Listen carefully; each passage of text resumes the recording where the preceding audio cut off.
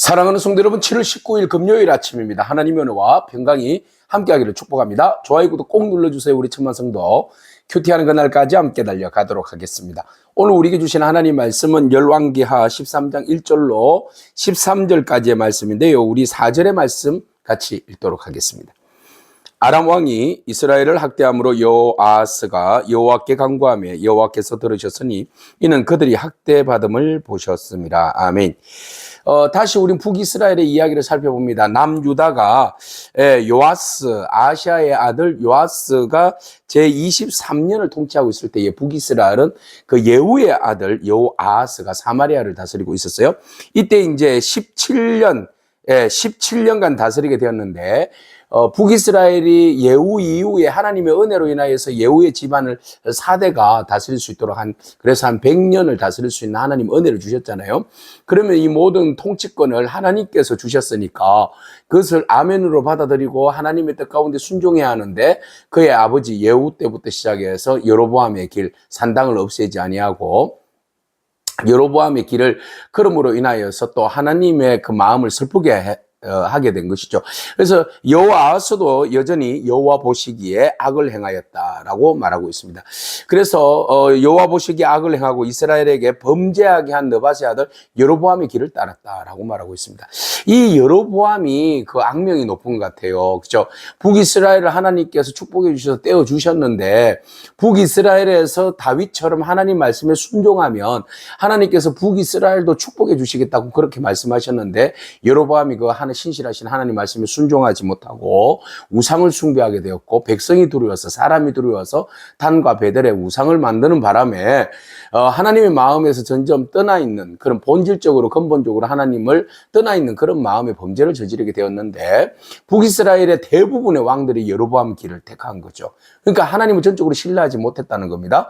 백성을 하나님보다 더 두려워했다는 겁니다. 그래서 백성들의 마음을 어떻게 하든지 잡아보려고, 그래서 여로보암처럼 그래서 정치적으로 종교를 이용을 했던 거죠. 그래서 이것이 하나님이다라고 그들을 속이면서 하나님께로 진정으로 나아갈 수 있는 길을 열어주지 못한 죄, 백성들로 하여금 하나님 앞에 온전히 예배하게 하지 못한 죄가 큰 죄다. 이렇게 우리가 보게 되는 겁니다.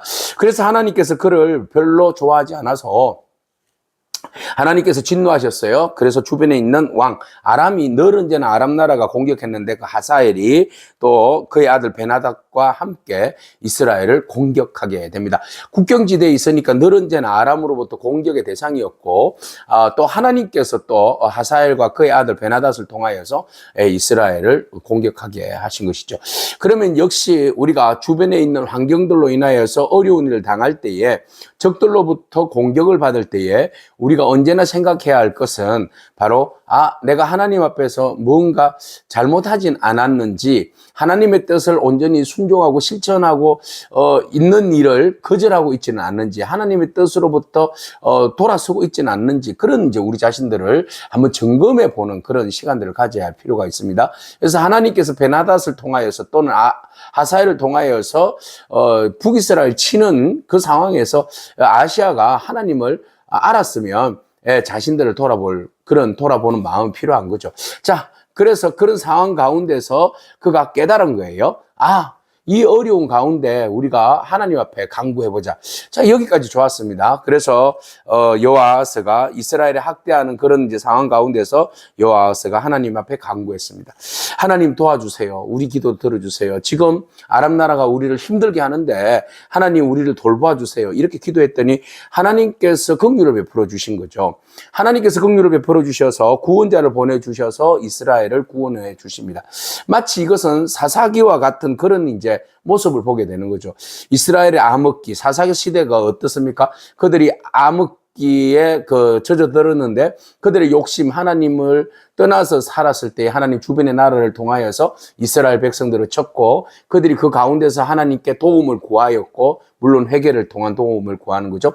그때 하나님께서 구원자를 보내주셔서 사사들을 보내주셔서 이스라엘을 적들로부터 구원해 주시는 건 하나님의 놀라운 은혜를 보게 되는데 그게 이제 오늘 상황이었죠.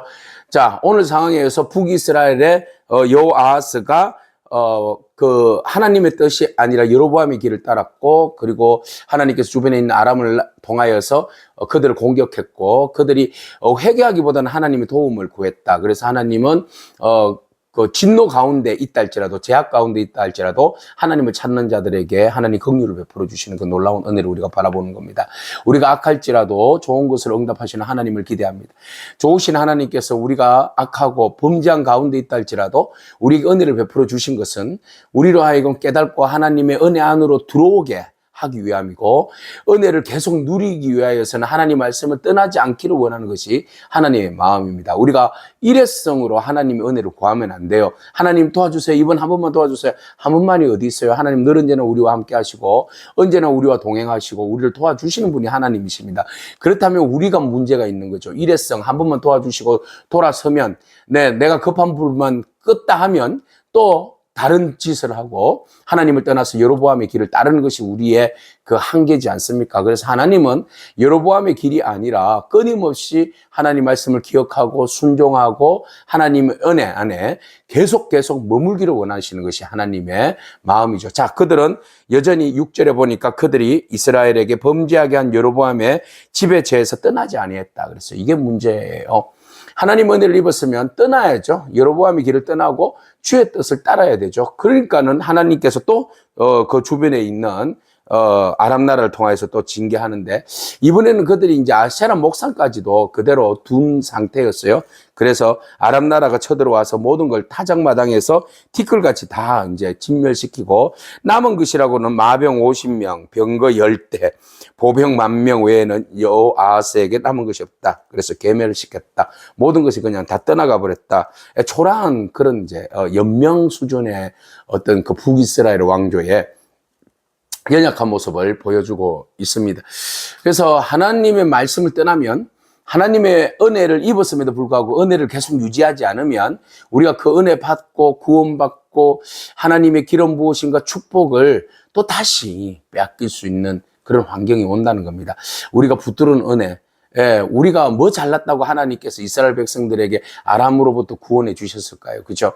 잘난 것이 없지만 하나님의 온전한 은혜로 우리가 구원받았는데, 그렇다면 그 구원을 귀한 것으로 여기고 계속해서 끊임없이 유지하는 게 중요합니다. 여호아스, 그렇게 해서 그의 사적과 그 행한 모든 일, 역대지략에 북이스라엘의 역대지략에 있다 했습니다.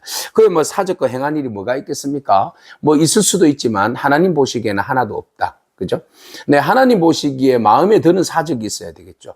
사람이 써놓은 역사책에 남은 그런 어떤 사적도 중요하겠죠. 그렇지만 중요한 것은 하나님의 생명책에 기록되고 하나님이 기억한 바 되는 사적이 필요한 거죠. 자, 이 사람은 결국은 별로 중요한 것을 남기지 못하고 죽었습니다. 그의 아들이 요아스가 왕이 됩니다. 자, 북이스라엘의 요아스가 지금 왕인데요. 북이스라엘, 남유다도 요아스가 왕이죠.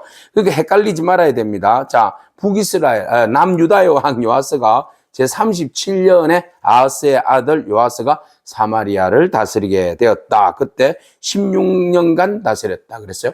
그래서 이제 북이스라엘의 요아스는요, 여전히 여호와 보시기에 악을 행하였다. 그래서 이스라엘을 범죄케 한 느밧의 아들 여로보암의 모든 죄를 떠나지 아니했다. 그래서 그의 아버지가 모든 죄에서 여로보암의 죄에서 떠나지 아니하였다. 아들도 여전히 여로보암의 그 죄에서 떠나지 아니하였다. 그러니까 그러다가 결국은 요아스가 남은 사적과 행적이 아마샤와 싸운 것밖에 없어요. 그래서 이스라엘 역대지략에 기록되었고 그도 조상들과 함께 죽었다 그랬어요. 네. 아버지에게서 어떤 교훈도 하나님에 대한 신앙도 물려받지 못했던 것 같아요. 그러니까 물려받지 못했으니까 하나님을 찾지 않고 하나님을 예배하지 않고 그러다가 아버지 죽고 자기도 세상의 어떤 이치에 따라서 그렇게 죽어갔던 거죠. 아무런 의미도 가치도 없는 삶을 살고 간 것입니다. 우리가 인생을 살다 보면 하나님의 은혜를 입었으면 그 은혜를 기억하는 게 중요하고 그 은혜를 붙들고 사는 것이 중요합니다. 뿐만 아니라 그 은혜를 나만 아니라 우리 다음 세대들, 자녀 세대들에게도 그 은혜를 함께 공유하고 나눠주는 것이 필요합니다. 여호아스가 하나님의 은혜와 하나님의 통치와 다스림 속에서 어떤 것을 경험하지도 못하고 그것을 누리지 못했기 때문에 자녀에게도 뭐 남겨줄 게 없었고 자녀는 요아스는 왕은 이어서 받았지만 세상의 권력과 힘과 능력과 부와 명예는 얻었지만 진정으로 하나님께서 원하시고 하나님이 주시는 진정한 영적 축복은 하나도 누리지 못하고 그냥 자연인으로 살다가 죽었다 그랬어요. 의미가 없어요. 이제 우리 잠실교회 원로 목사님, 원광희 목사님이 그런 이야기를 하셨어요. 똥 만드는 기계. 결국 밥 먹고 그냥 똥만 만들다가, 인생 끝났다. 이런 이야기. 자, 우리가 밥만 먹고, 똥만 만들다가 끝나는 기계가 아니라, 하나님 기뻐하시는 뭔가 흔적을 남겨야 될 거 아니겠습니까? 뭔가 하나님께서 우리를 통하여서 이런 은혜를 주셨고 이런 일들을 만들어내셨다. 그래서 내가 마지막 나에 대한 수기, 역사 전기 쓸 일은 없겠지만 그래도 다음 세대들이 우리 자녀 세대들이 기억하기를 우리 아버지는 이렇게 살았다. 우리 할아버지는 이렇게 살았다. 그래서 그 신앙을 이어받아서 나도 이렇게 살기를 다짐한다. 이 정도는 돼야 되지 않겠습니까? 여러분 하나님께서 부족하지만 진노 가운데 우리가 부르짖고 구할 때에 은혜를 주시고 응답해 주시는 줄로 믿습니다. 그 은혜를 누릴 때에 우리가 끝까지 그 은혜를 잊지 않고 그 은혜를 유지하며 또 그것을 함께 공유하며 나누어 줄 수 있는 그런 은혜가 저와 여러분 가운데 있기를 축복합니다. 하나님을 기억하십시오. 진노 가운데 죄인에게도 그 강구에도 자비를 베풀어 주신 우리 하나님이십니다. 여러분 꼭 하나님 앞에 간구하고 하나님 은혜를 누리기를 축복합니다. 아멘. 기도하겠습니다. 주님 감사합니다.